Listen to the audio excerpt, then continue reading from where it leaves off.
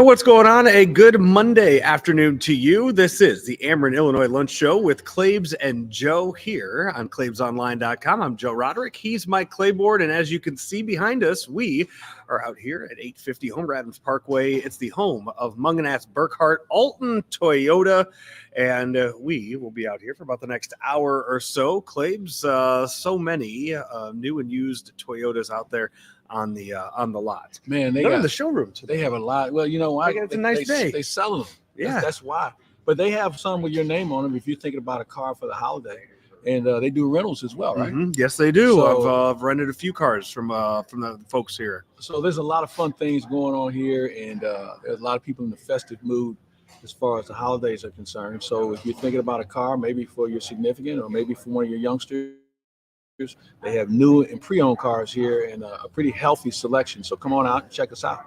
Before we get started with the show today, I want to congratulate you, Claibs, as you told me last week, and I don't think you've posted it anywhere. But news from last week, you will be inducted into the Missouri Broadcasters Hall of Fame in May of 2024. Congratulations to you on that. Thank you. Huge accomplishment. Honor for sure. And John Rooney, let me tell you what he did. So he calls me and he says, "Hey, have you looked at our schedule?" No, not really. I mean, I know we got 162 of them at least. And so he says, "Well, I'm looking at this thing. And you probably you like Philadelphia?" I said, "Yeah, I kind of like Philly." He said, "Well, I don't think you're going to be on that trip." And I said, "Well, no, I like Philly." He said, "No, I don't think you're going to be going." I said, "Well, why not?" He said, "Because you're going to Missouri Broadcasters Hall of Fame." Nice. It was a good setup, and getting the news from him, he officially notified me, means a lot considering what a good friend John Rooney has been, and in my opinion, one of the best broadcasters we've ever had in St. Louis. I know we're blessed with the Bucks and the Shannons and people like that have come through here over the years. I put John Rooney up against anybody. Formatically speaking, he's as good as anybody, and he paints a great picture, whether it's baseball, basketball, football. He's done them all, and he's had an incredible career. And a guy, in my opinion, should be up for the Ford Frick Award. I mean, you know, they did Mike Shannon a dirty deal about him not being in, but John Rooney's credentials are as good as anyone's. They absolutely are. Ironic that Rooney was the one that called you, because I remember when you found out your news about the St. Louis Sports Hall of Fame that you were looking for anybody to tell, and nobody wanted to answer your phone call. Yeah. I mean, my kids didn't answer, my girlfriend didn't answer, no one answered, and the guy was coming out of the room, and I grabbed John, and he just kind of looked at me, scared the hell out of him. But anyway, so yeah, John has always been the bearer of good news, of being in the vicinity of it. And that'll be May of 2024. So still some time we have to some planning to do that. Yeah, because it's going to be at the lake. So I think there'll be at least one party. Yeah, maybe more. You just never know. I mean, the lake at that time of the year, and people will get away for the weekend, so we'll have some fun. Well, awesome! Congratulations Thank again you. on that, and of course something that's coming up a little sooner than that. Here in about 4 weeks, right here in Alton, Illinois, you'll be the keynote speaker at the Alton River Dragons. I'm looking forward to winter that. meeting. I was at the baseball winter meetings, and you know the Cape Cod League is a big deal. Mm-hmm. And I was talking to some people about this league here in this part of the country, and they were telling me that this thing is really growing. Mm-hmm. Yep. And the quality of baseball is getting better and better every year. So we should really kind of get behind this league and these players. Instead of them having to go all the way to the East Coast during the summer, they can come right here in this area and get a good quality game going here in this area as well. You get a good community to support the team, and that's what they have here in the Alton Riverbend area. That'll come out, and you have a really, really nice facility in what they've done at Lloyd Hopkins Field there at Gordon Moore. That's where I played my high school games out there, and the facility is, I mean, it's the best high school facility. It was the best high school facility 20 years ago, and it's a fantastic. The work they have done to that now. It's where we play our alumni game every year. It's a full turf, infield and outfield, all turf out there. They got a grandstand, they got the bleachers, they have all kinds of different seating out there too. It's a great, and cheap too. It's cheap, fun entertainment every night. I got to tell you, I am not I know turf is more economically feasible. Mhm. I'm not a fan of it. I know one free agent now that won't go back to a team because they play on turf. Mm. And to the point where he went to his manager and said, "Hey, I'll DH and I'll play in the field once a week." He said, "I can't play on it." Yeah. It was starting to break his body down.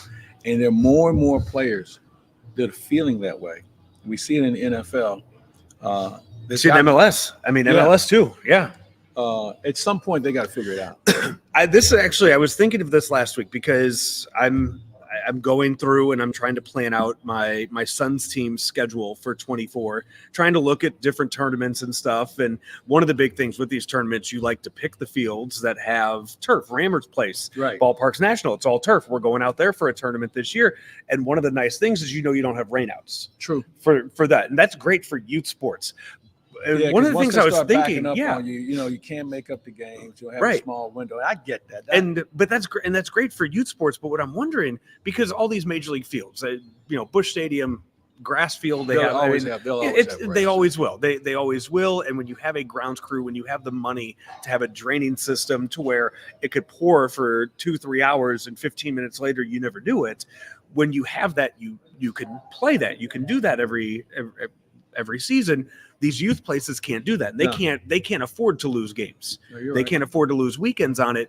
These kids that are playing 60, 100 games every summer on these turf fields, high school, and maybe into some of these summer leagues, what's that going to do to them when they do make that transition to minor league ball and to major league ball when they're playing on grass every day? Well, it's almost like, what are we going to do when they make the transition from aluminum bat to wood bat? Mm-hmm. And I think we're going to have a generation of kids that A, are going to be burnt out because A, they play too much. B, their body, they will have some issues health-wise. I don't think there's any doubt about that. And, now they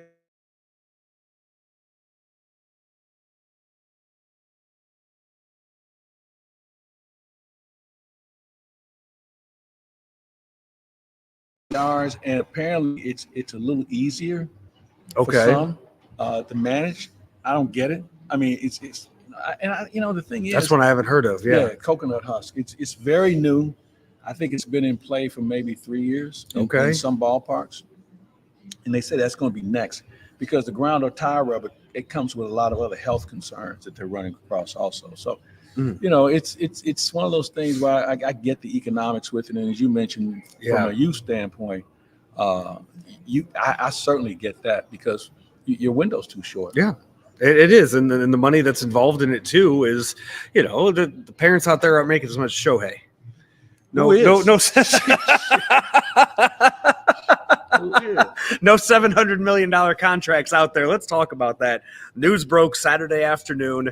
Shohei Ohtani broke it himself on his Instagram, announcing that he was going to the Los Angeles Dodgers. It's a 10-year deal, $700 million. We know a lot of it's going to be deferred, and we haven't seen the details on what that means, but we've seen the word unprecedented deferrals thrown around out there when it comes to this contract. First of all, what we saw Friday with all of the rumors about Toronto and the John Morosi reports that were... Who was the one that said he was on the plane going to John Morosi reported that he's really good at what he does. Yes. To the point where he apologized for it. Yeah. He came out and apologized for it later, but Bob Nightingale, John Heyman came out and were like, no, he's not. It's not him. Then they come to find out it was some Canadian billionaire who was going. Yeah. Yeah, that was unfortunate. And, that's what happens when you go to the winter meet. Everybody is living on bated breath on everything that's said and done. And I have great respect for John. I think he's one of the best guys out there. And you know what? He might be as good at hockey as he is at baseball. And we had a good visit when we were out in Nashville about both sports. And you're gonna miss sometimes. It happens. But he's a credible guy. I think I have a problem with people. I'll start locally who post things that they're never at the ballpark. Yeah. Who do they know? And it's the era that we live in. I don't like it, but I'm stuck with it. But it's one of those things when you get a guy that gets egg on his face like that, trying to be first. I get it. We're in the business of being first in some cases, but sometimes it's gonna blow up on you. But it is what it is. But with respect to the contract, It is unprecedented. I'm anxious to see how it's structured also, like everybody else is. Paying a lot of money for a designated hitter who will eventually pitch again. If there is a concern, it's certainly the fact that he hadn't been the healthiest guy. I mean, he's had some injuries that have slowed him down, and not just the arm issues. I mean, we know he's not going to pitch next year Right. because of the Tommy John, but there were times last year where he had some back spasms, he had some back injuries, and that kept him out for a bit too. So he does, and there's nothing about him where you look at the guy and you think he should be out of shape or anything. Oh, no. It's just little things that pop up, and some guys are just injury prone. Yeah, it happens. It happens in the game. It's a lot, but I know what the Dodgers are banking on the Japanese market. Yeah. And there's a lot of other things, but here's where I think it's going to be very interesting. He doesn't do a lot of media. No. And just how he posted on Instagram, I'd be interested to see if there's even going to be a press conference. He mentioned in the Instagram post that he was going to have a press conference. So he did mention that, and he said that there was a lot of things he wanted to address that he didn't think he could just do in a post. He said at a later press conference. So I do think he will eventually have some sort of press conference. What that'll look like, I don't think we know. I mean, the amount of, and you've seen it. You've seen it in the games too. Yeah, the on the field, the Dodgers on the field, because that press room isn't big at Dodger Stadium. I think that, and ironically, we open with them this year. Cardinals are open against the Dodgers. That's going not their first game of the year. No, they'll be open not their in Korea. They play 2 games overseas to start the year, but it is the Cardinals' first game of the season. The first games in the U.S. Gonna be a circus. Yeah.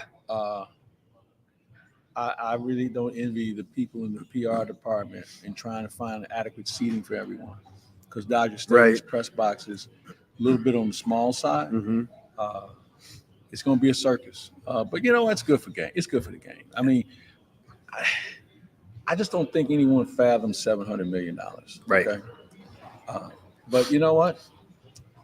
The Dodgers make their money off of this. I don't think there's any question about it. How many Japanese kids are going to have a number 17 Otani jersey under the tree? Yeah, but here's in 2 weeks. But I don't think it's just going to limit to Japanese. Well, I'm just saying. I mean, you just look at that market right there. You just look at just those. I went on there and looked today. I went on MLB Shop today to see what they had.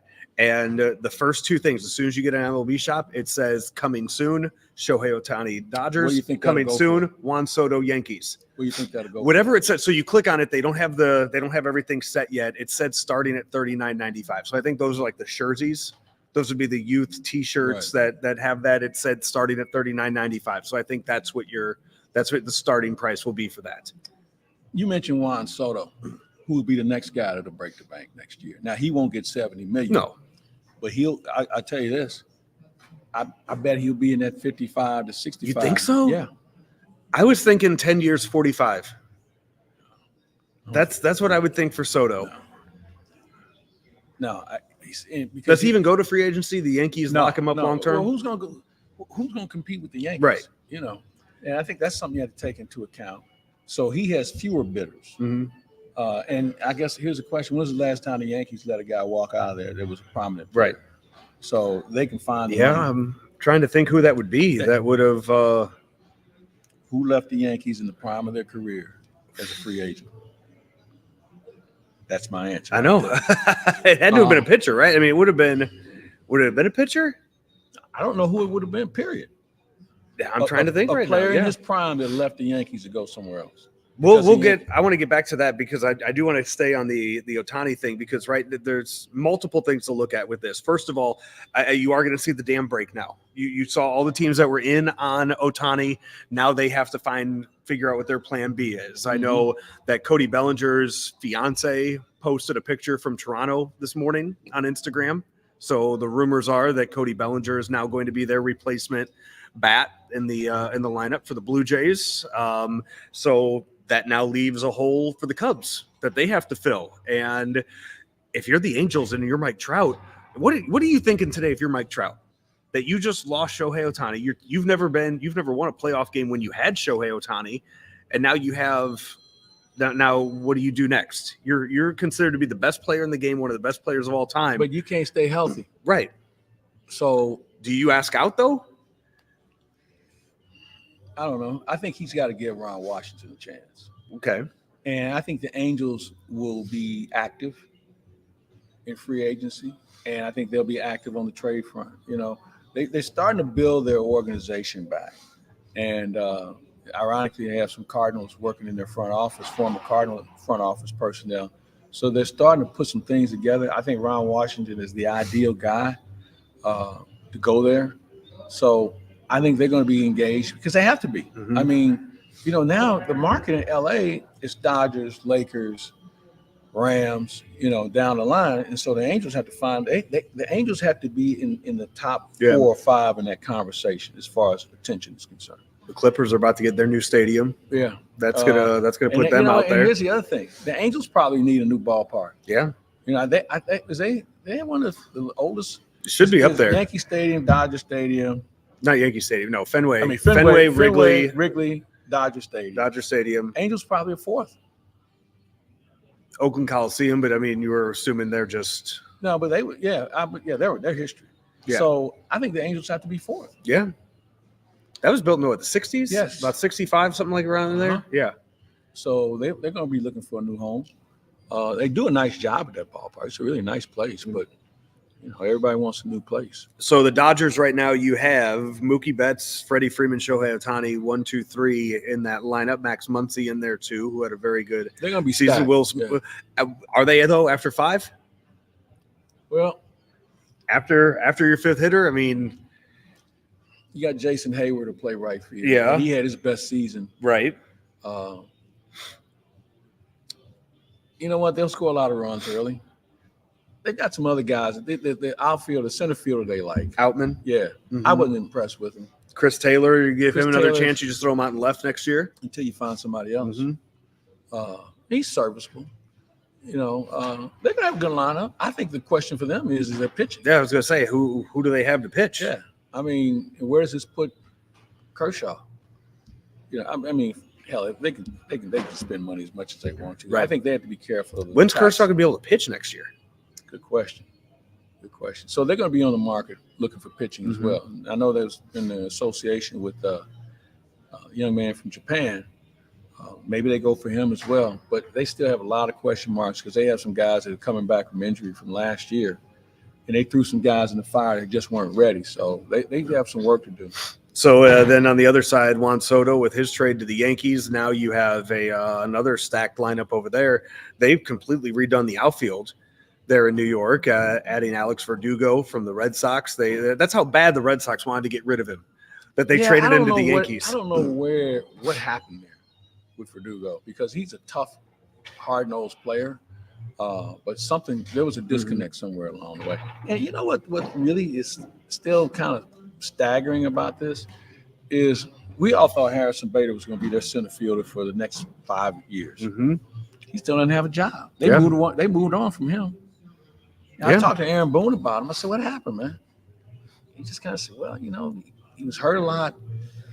You know, we just didn't know where to put him in the order. And it just didn't work. And we thought it would be good for us to just move him and give him a chance to go into free agency with some good numbers behind him. But they're going to be stacked. But I you know what, Joe, we just mentioned 2 teams with stacked lineups. I think you're going to see a lot of teams start to load up. Yeah. You know, you just mentioned 1 through 5. I think you're going to start seeing teams say, hey, look, we better have somebody who can really swing bat in the A spot. Yeah. You know, and the Cardinals will be one of those. I think teams, it used to be an arms race, and it still is to a point. But, man, you better be able to swing the bat now because teams now have finally got themselves acclimated to the new rules. And I think the philosophy of the game is going to change where running is going to be emphasized more. Yeah. So they're going to be looking for guys who can pound the baseball.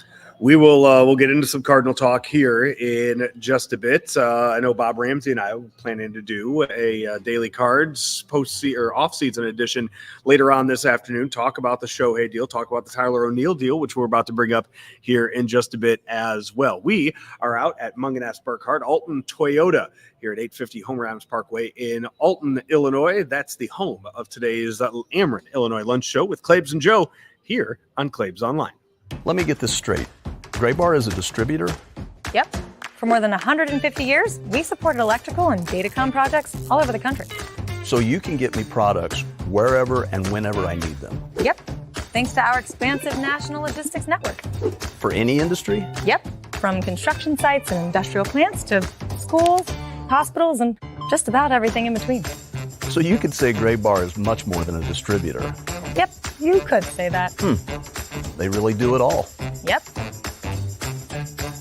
When you need a hand powering, connecting, or maintaining your operations, join the thousands of professionals who rely on Gray Bar to help keep them up and running.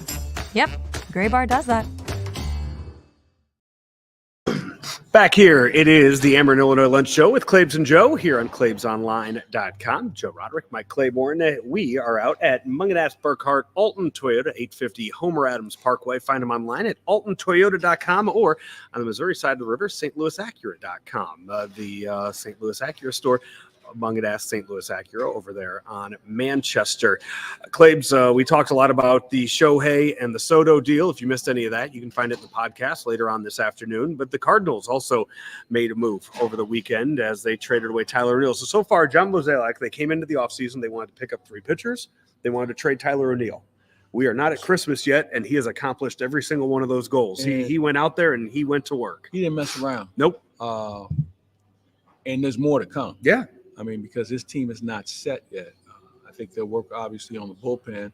And you know what? I wouldn't be surprised to see another player or two move. Obviously playing time is going to be at a premium. You got a second base situation you have to figure out. And you have a DH situation you have to figure out. I think on the surface, from a DH standpoint, Contreras is your DH against righties. Against lefties. Herrera plays behind the plate. But I think because you have 2 left-handed hitters playing second base, who's going to play against who and what position?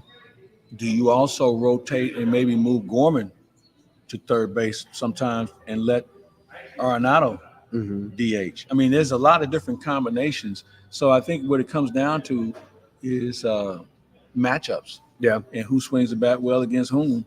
And, it's probably the safe route to go. But I think there's a lot of things they're still toying with regard to how this roster is going to look. But the first and foremost issue is certainly going to be the bullpen and how to address that, because I think I've said it 9,000 times. I said 9,001 times. You better go out and get yourself another closer with experience. And I want more experience in the bullpen. There were a lot of guys who didn't have what I would call game time experience last year that we ran out and they just couldn't get it done. So I would look at saying, let's find some guys who've been in the fire. Let's find some guys who can settle guys down in the bullpen. And let's find some leadership in the bullpen. And we're going to have to, again, I'm going to harp on this closing thing until I see 2 more guys who have closing experience in this ball club. The Tyler O'Neill trade, they give him to the Red Sox. They get back 2 get back 2 relief pitchers, young relief pitchers in return. Just want to start off with the outfield of the Cardinals. We know that Lars Nootbaar's out there. You have Jordan Walker out there. Those are 2 mainstays that are going to be out there every single day in 2024. Not sure who's going to play that third position, whether it's Tommy Edman, Brendan Donovan, Dylan Carlson, Richie Palacios, who had a good showing towards the ends of last year. I think you'll see Walker, Nootbaar, Edman in the outfield. I think Carlson will be one of your backups, and I think Palacio, as you mentioned, gave us it was a small sample size, but an impressive one. It was. He has speed. He can go out there and play. And it's funny when you see videos of guys doing their off-season workouts, and you're seeing. I've seen videos of Palacios, and this is a guy that nobody knew his name. July of last year. And, he's being showcased. Here's another guy you better start thinking about, Victor Scott. Yeah. So we have seen this now for the last decade with the Cardinals outfield just constantly rotating and just constant people coming through, guys coming through, where we saw it with Randall Grichuk and we saw it with Stephen Piscotty. And most recently we saw it with Tyler O'Neill and we've seen Harrison Bader in there. Does it need to stop at some point?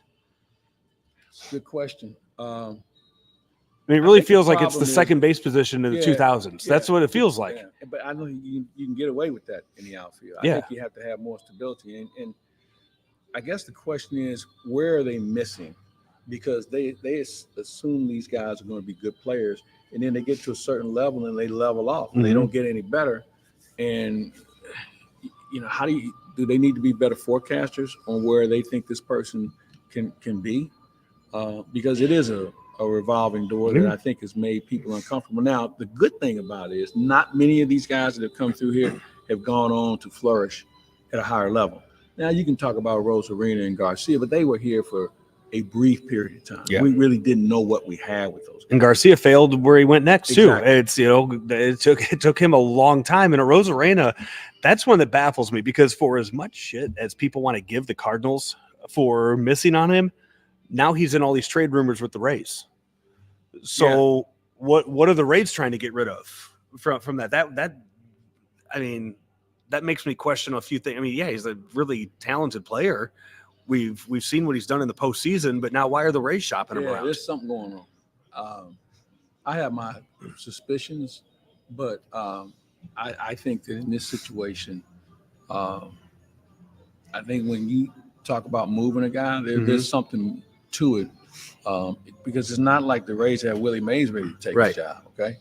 And this is a team that has been very good at drafting, even though they've become a better team where they're not drafting as early as they used to. But there's something going on. And, you always have to wonder about that. Just like I'm sure people will wonder about Tyler O'Neill. Well, why would they move him? Well, if you see him every day, or when you did see him, you'd say, well, maybe he's not as good as – don't let the Gold Gloves fool you. Don't let the 35 home run year fool you, because we didn't see that on a consistent basis. Look at games played. Look at that stat. That's the big stat. I mean, Scott Boras can sit out there and read all the stats he wants on him. Look at GP. Look at that very first line, GP. Well, throw this into the equation. They were all like, there was nothing broken. There was no surgeries required. These are all soft tissue injuries. Yeah. That you just say, okay, and that's one of those things where I have to feel good. I want to be 100%. I can't play at 90%. What is, so there was so many intangibles that came into play. Yeah. People just say, okay, just right. You never had to go under the knife for anything. Yeah. It was just rest. Just had to sit on the sidelines and wait. So I hope it works out for him. So they trade him to the Red Sox. They get 2 back in return. Rule 5 draft. Cardinals take a pitcher from the Red Sox. What's I don't know. What's going on there? What that's all about, because the Rule 5 didn't work for him last year. They brought that Wilkie Rodriguez, who never pitched. No, he was hurt the whole year. Yep. So, the Rule 5. I met him once outside of Busch Stadium. Did you see him at all the entire year ever? Saw him. Okay. Clubhouse. I was gonna say he was there. Okay. The Rule 5 is always a crapshoot. Yeah. I mean, very few guys flourish. I think Dan Ugler was a Rule 5 guy, but most part they're just spare parts. But what's the relation? I mean, Chaim Bloom, the GM of the Red Sox, that was fired last year. I know there were links, or there was some sort of link to the Cardinals, but the Cardinals said no, nothing going on there. And then they go and they take all these Red Sox. I have no idea. I didn't know the Red Sox pitching staff was that deep. So there's somebody in the Cardinal system that thinks they are. Yeah. We'll wait and see, I guess. It's outside of the one Rule 5 guy. I mean, the 2 guys they got for O'Neill, we never have to see any of them. I mean, there's nothing about that, but I guess we'll see a lot of the Rule 5 guy. I think we'll see him in spring training. Yeah. Because I think what's the cutoff day where you can send him back. If it doesn't work, you can. You can? Yeah. I just know if he's on your roster, he's got to be on your roster the whole year. He's got to be in the big league roster. Or you have to send him back. Yeah. So, listen, if I'm gonna sit here and worry about a Rule 5 guy, we got bigger problems on this roster. It's the thing is that it's if they are here, they are on your roster for the whole season, so you do have to worry about them a little bit. I mean, they have to be here. But you got to, they haven't had much success with it, so we'll see. What's next now? I mean, what are you expecting to happen next? Sign some pitchers. They know who they want. I think they just need to get. There's still some big names out there. Yeah. If you had a wish list, who would you like? Yamamoto. I mean, that's still the one big one out there that I would want. Okay. What about your bullpen?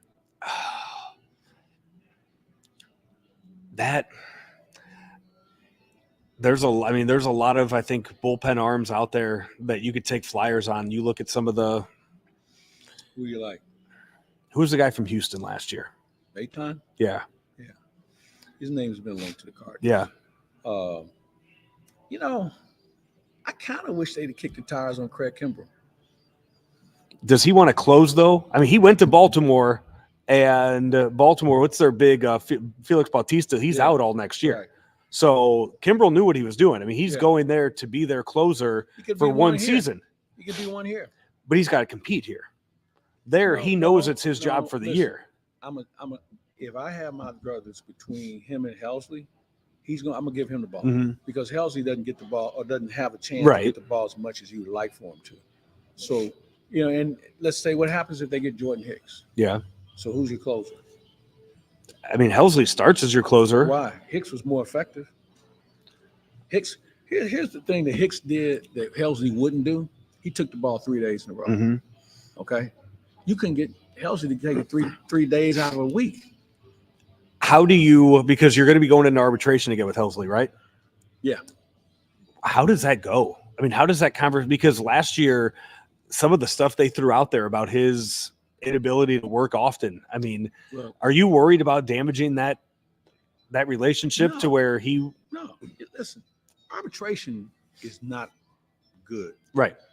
I remember there was a Cardinal player who went into arbitration in the early days, and he thought it was cool at first, and they started talking about. He never spoke to the general manager again. Never spoke to him again. And there been some players that walked out of there numb. Yeah. And it's a hard fact about the game, so I can't worry about his feelings. I can't. It's business. Because, hey, you know what? Play better. Yeah. We got the winter warm up coming up in about 5-6 weeks, and then you head down January 11th, 12th through the weekend. Then you head down to spring training. After that, you're gonna be taking one of the cars. You're gonna be taking one of the cars right here on the lot from Mungenast Alton Toyota, and taking that. You and Chip Carey driving that down. Make the trek down to Florida. I'll tell you what, because I'm flying down there at some point in February or March to go get that car. There was one point at Friday I was looking at the Blue Jays spring training schedule because I figured I was going to go see Shohei. That was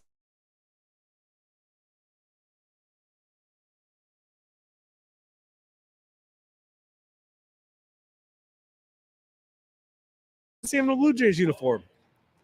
I never thought that was going to happen. I don't know where that came from. I never thought he'd be in Toronto. That's the one thing about free agency. I thought he was going to go back to the Angels. Really. I thought as it kept going, the longer it went, I thought it was more likely that he ended up back there. Yeah. At the winter meetings, and by the way, for all those people who wanted to get on Dave Roberts' case about him saying they talked to Ohtani, where are you at now? Obviously, he knew more than anybody else about their progress with him. But I think the comfort level he had in being in California. Yeah. I wonder how this is going to work from a marketing standpoint, because he's a guy that doesn't like doing a lot of stuff. Yeah. So, and there's a lot of Japanese media that I think was worried about having to relocate too. Yeah, you're right. Yeah, and now they get to stay in their same houses. They get to stay in their same apartments, whatever they had. Yeah. I think there'll even be more. Oof. Which is going to be interesting. Does any team yet? I mean, did the Angels have a Japanese radio broadcast for any of their games?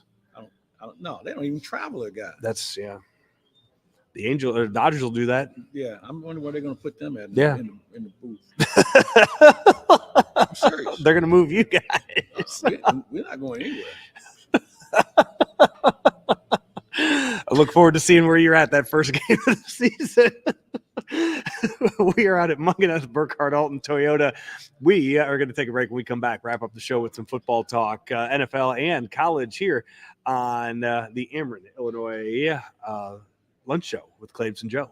Are you ready for a challenging and rewarding career? There are quality jobs in the construction industry. I got out of college and my career choices were very limited, and this provided me with a plan for the present and the future at the same time. I actually have a bachelor's degree in psychology, and I was making less than I make as a first-year apprentice painter. I didn't go to college. I have no college debt. I make more money than the majority of people I know that went to college. Take your first step towards a rewarding career. Visit stlouispdf.org.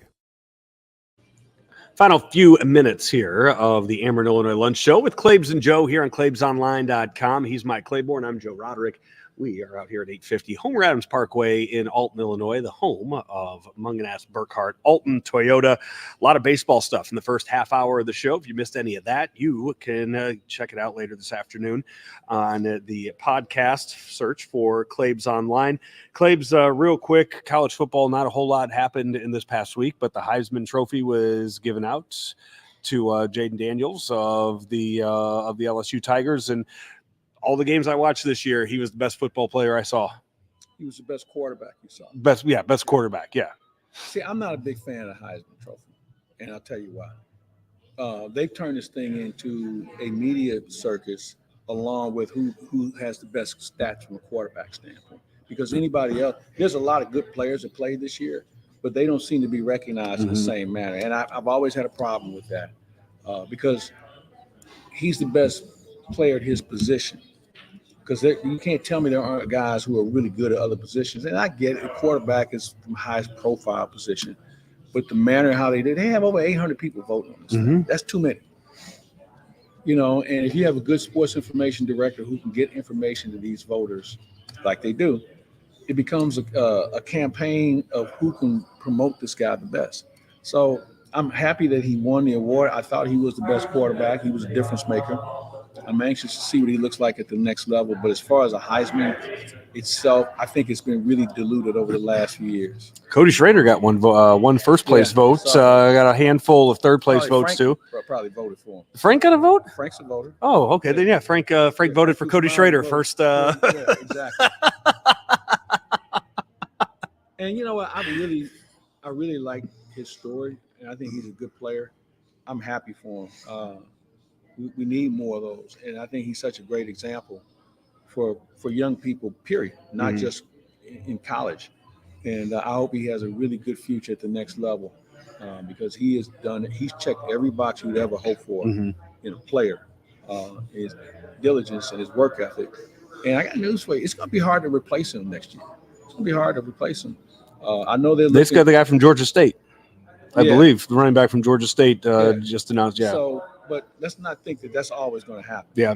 But I hope he has a good career. I don't know what Frank's going to do next year once he leaves. I have no idea how Frank's going to get through that. He'll find somebody else. He always does. I love that guy. On to the NFL. Because we'll get into more college stuff next week. You and Howard and Orlando Pace will get together for your show. Claibs, the Chiefs lose again yesterday, and it was the officials' fault. No, it was. You know what? I tell you whose fault it is. It's the fault of management not managing their money enough to go out and get some competent receivers. That's the first thing. How many games is Kadarius Toney going to cost them this year? The second thing is they didn't have enough money to go out and truly invest in good linemen. You know, and so it's the front office's fault on what happened last night. And you're right with regard. This guy's he can't get out of his own way. No, he can't even line up. First game of the season, couldn't catch a pass. Dropped some big balls this year. I don't want to say the window for the Chiefs is closing, but man, they got a lot of holes in their game right now. I don't know if I would say it's closing. I just think it's a case of the rest of the league is caught up. Good point. That's what I think it is. I think the rest of the league has caught up. I think you're seeing some other teams that we've been waiting on for a while. I mean, Lamar Jackson we know is good every year, but this year they're 10-3 right now. They're sitting first place in the AFC, where Jacksonville was first place in the AFC. They've dropped down to fourth in the AFC. I mean, that the top of that AFC right now is, just keeps twisting and turning every week. And you know what? You can say that for the NFC.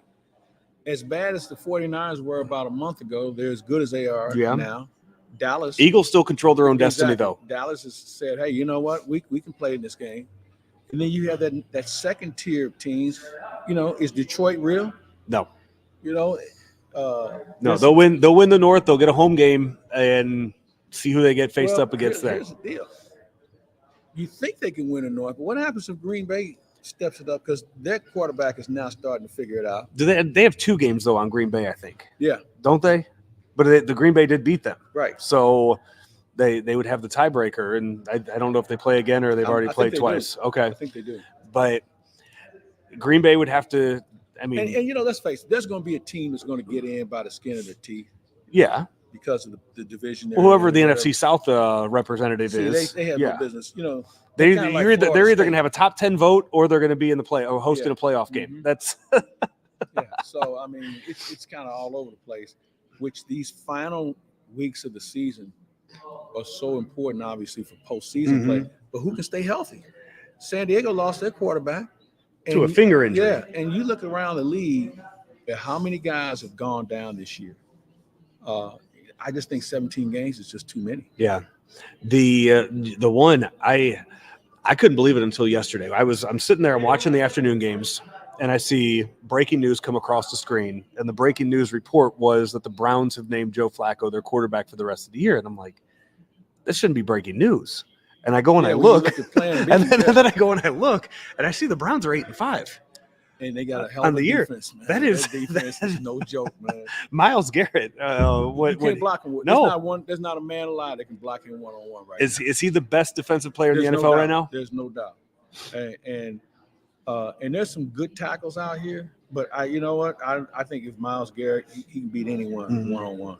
And now I know they put guys in motion. They try and chip him with a tight end or this and that. It doesn't make a difference. He is dominating at a level we just don't see every year. But you have a 38-year-old, so I'm as old as Joe Flacco, who's quarterbacking in the NFL right now. He was trying out for media jobs a few weeks ago and not making it. So he thought, okay, I might as well go back to the NFL and play. And now he's a starting quarterback in a team that might be going to the playoffs. That'll be the story of the year. Oh, yeah. You know, and I don't know how far they can go, but their defense and the weather elements and the way they're set up, you think about this. They don't even have Nick Chubb. No. That guy, their coach, Stefanski, will certainly get some votes for Coach of the Year. By the way, who do you like as far as that's concerned? As far as Coach of the Year? I guess it depends on who gets in. Yeah, but I would think if you look at, I'm thinking of the top teams right now. You look at how much flack somebody like Mike McCarthy has taken over the years for his coaching, whether it was in Green Bay and in Dallas, his first few years there to lead the team to what they're doing now. And he's running the offense now this year too for that. I think that gets a lot of attention. But he's got a lot of toys to play with too. He does. And I think that's something and I'll counter back with this. You want to know Coach of the Year? Who do you like for MVP? Because you talk about toys, having toys to play with. Brock Purdy has more than anybody. Yeah. But I think he is first place in every category right now. Is Brock Purdy your MVP, or are you looking at Hurts or Dak? I'm looking at Dak. They all have weapons. Purdy is more of a game manager. But he's first in every. He's a game manager where I want to see Purdy engineer some drives late in games. Remember their defense is pretty good where they don't have to march too far. And when they do, he can hand it off to McCaffrey. He's got some guys he can throw to. So I think he's more of a manager of the game than a guy who's a difference maker as far as in a 2-minute drill. Can he make the right throws? And I'm not saying he can't. I like the guy. I think he's done a really good job in how he's composed. And it says a lot about a guy who goes to school for 4 years. Some guys need that more time. But you know what? I have no problem with him. It's a real good discussion, though. It's a real good discussion. But again, you mentioned he's number one in categories. I'm a guy who wants to watch. And as I said, to me, an MVP is a guy who says, "All right, boys, get on my back, and I'll make a difference here." Let me. Did you see Kurt Warner's comments over the weekend? I did not. He just commented on college football, the guys that are playing in their 6th, 7th year with eligibility, commenting on that, and just kind of the difference in maturity between a 23-year-old and an 18-year-old, and how that we could see that becoming unfair on a college field. There's no question. You look at some teams that guys decide to stick around or go in the portal or whatever and go with a team that they can load up against. And a lot of this has to do with the COVID year. The COVID year being the free year and giving them extra years and then injuries. So that's where you're getting some of these 6, 7 year guys. That's going to go away here soon. Yes. And I think that's a rule that they're going to have to take a look at as far as how much time does the guy have in college. Yeah. And the NCAA, they're at crossroads about a lot of things anyway. So I'm of the belief that once these Power 5 schools walk away from the NCAA is doing everything they can to keep them in tune. Yeah. You're going to see a lot of rule changes. Yeah. So that's going to wrap. By the way, before we get out of here, Claibs, Blues will be on national TV this week. Detroit. Yeah. We got the Red Wings tomorrow night. Kevin Weeks is doing the game. And that Detroit team is not bad. Now, David Perron, they may throw the book at him on what he did the other night with that cross check. I mean, last time I saw one like that was Dave Brown almost decapitated Patrick Sundstrom from the Rangers. And he just, his neck snapped. And but Dylan Larkin went down, and then the test came back that he's going to be okay. But at the time it happened, I thought the guy was dead. Oof. He was motionless on the ice over a cheap shot. But when Perron cross-checks this guy, and you know what? I was surprised it was Perron, considering his career almost got ended because of something like that. You know, but the emotion came out. But Detroit will come in here tomorrow night and give the Blues all they want because, let's face it, this team is borderline embarrassing. I haven't had a chance to talk about the Blues very much. It's time for some guys to go. They don't have enough guys who care. They traded Bortuzzo over the weekend. Yeah, they did him a favor. They got him out of here. But we got a bunch of – I was with Kelly Chase the other day. I said, Lady Bing is rolling over in her grave looking at all the candidates on one team. This team is soft. They're not committed. One guy that'll fight, and that's the captain. The rest, there's not another guy in uniform that knows how to drop his gloves or put a real body check on somebody. Yeah. I'm fed up with them. And it's a shame that Craig Berube has to coach these guys because they're not worthy to wear that uniform, in my point. I've never been more disappointed in a team. And we can get into the name and names at some point. It starts with Cairo. It starts with him. Verona, got to go. There's too many guys on this roster that are not living up to just trying. Look, I don't need you to play like it's Game 7 every night, but act like it's a privilege to play in the National Hockey League. And these guys are abusing it. And I know we're going through a rebuild, but this is unacceptable. I look forward to seeing or hearing what Kevin Weeks has to say when you guys get together later this we'll do that, this and week. Hopefully we'll have him on a podcast this week as well. Hey, if you're looking for last-minute holiday gifts, Cardinal ticket packs starting at just $55, and those are available now at Cardinals.com. Go to the Cardinal website again. Ticket packs starting at $55. Those ticket packs include opening day. They include the bobbleheads. They include all different kinds of giveaways and important dates on the 2024 Cardinal calendar. Check that out at Cardinals.com. We want to thank the folks out here at Mungenast Alton Toyota. They are still doing their Toys for Tots drive the next couple of days. Yeah, they did. Yeah, here and the Manchester location at Mungenast St. Louis Acura. I know they said they have like 6 boxes filled of toys over there at that location. You bring in a unwrapped toy, you get discount on your next service out here at Mungenast Alton Toyota. So do that this before the week ends. Until then, he is Mike Claiborne. I'm Joe Roderick. We want to thank the folks out here at Mungenast Alton Toyota for having us out here today. This has been the Ameren, Illinois Lunch Show, powered by Gray Bar, driven by Mungenast here on ClaibsOnline.com. There's always been a bright side to living in downstate Illinois. Ameren, Illinois is making it even brighter with a little help from the sun.